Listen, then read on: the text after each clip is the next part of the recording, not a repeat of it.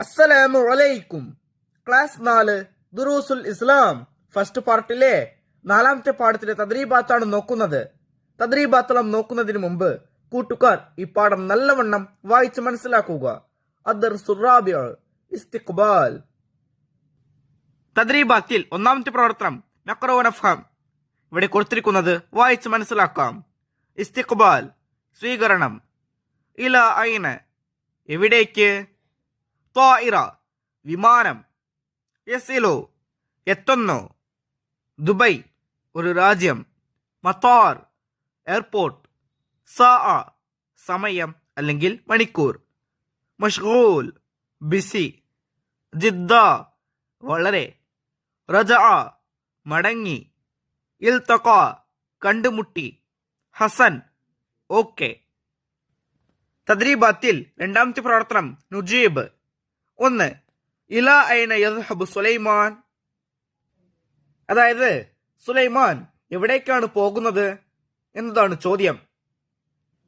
ഉത്തരം എയർപോർട്ടിലേക്കാണ് പോകുന്നത്. പക്ഷെ അത് എങ്ങനെയാണ് അറബിയിൽ എഴുതുക? യദ്ഹബു ഇലൽ മത്താർ.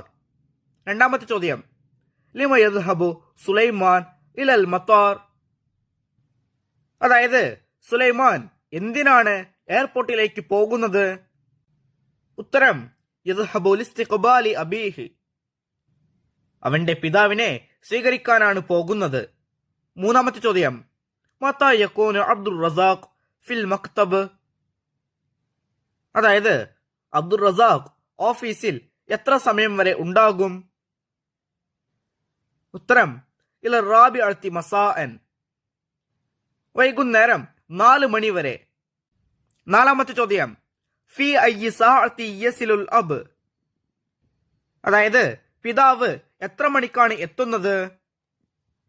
ഉത്തരം ഫിസ് സാഅത്തിൽ ആഷിറ 10 മണിക്ക്. തദ്രീബാത്തിൽ 3ാമത്തെ പ്രവർത്തനം നക്തുബു കമാ ഫിൽ മിസാൽ. ഉദാഹരണത്തിൽ കൊടുത്തതുപോലെ ബാക്കിയുള്ളത് എഴുതണം. 1. അദ്ഹബു ഞാൻ പോകുന്നു. സഅദ്ഹബു ഞാൻ പോകും.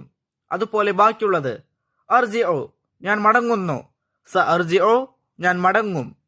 അസ്തഖ്ബിലു ഞാൻ സ്വീകരിക്കുന്നു. സഅസ്തഖ്ബിലു ഞാൻ സ്വീകരിക്കും. യസിലു അവൻ എത്തുന്നു.